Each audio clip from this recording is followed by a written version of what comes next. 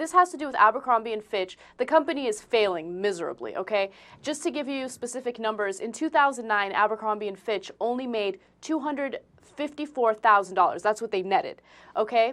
Time Magazine reports that back in 2007, they made $476 million.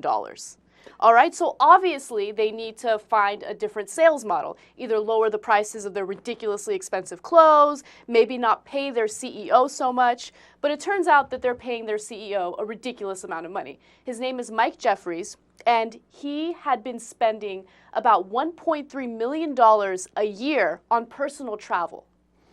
Of course. I mean, you got to travel in style if your company is not making any money. Obviously. What's his salary? His salary is, well, it changes. Back in 2008, he made $71.8 million. $71.8 million. And keep in mind, in 2008, the company made a profit of $273 million. Now, the problem is not the money he made when the company was making a profit, although you could argue, I mean, that should be shareholder money. If you do well, of course the CEO is going to get rewarded for that. We get that. How much you get rewarded is a different question. But when your company doesn't make any money and you're still making a ton of money, right, and you still demand the air travel on private jets, well, then that's a different question.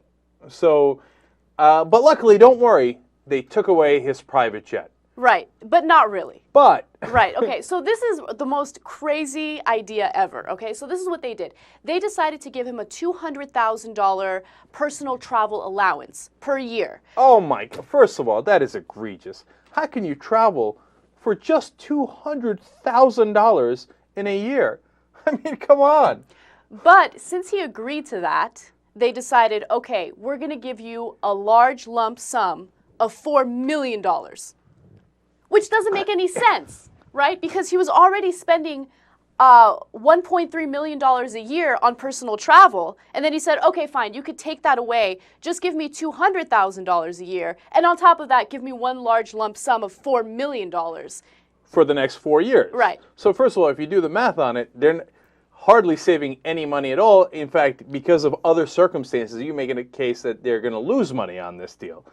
And second of all, if you were going to cut expenses, why didn't you just cut the expenses? Why did you give the guy an extra $1 million a year when his company's not making any money? Exactly. The problem is that these boards that do the CEO compensation, they're not really beholden to the shareholders, to the owners of the company. Because if I'm a shareholder of Abercrombie & Fitch, and you're telling me, hey, you don't get any money, but I just gave the CEO an extra $4 million because he promised not to be an ass and spend $1.3 million on private jets over the next, or more, because he was apparently threatening to spend more than that over the, thank you for threatening that, by the way.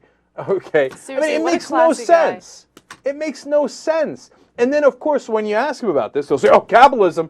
No, that's not capitalism. Capitalism is you make money, all right, you get a certain percentage of that money, but really most of the money is supposed to go to the owners of the company. Right. Capitalism isn't I lose money and then you give me money anyway. Okay? No. But in these days, what's happened is that these boards and CEOs have captured the companies, and they're not really representing the shareholders. It's a flaw in the capitalist system.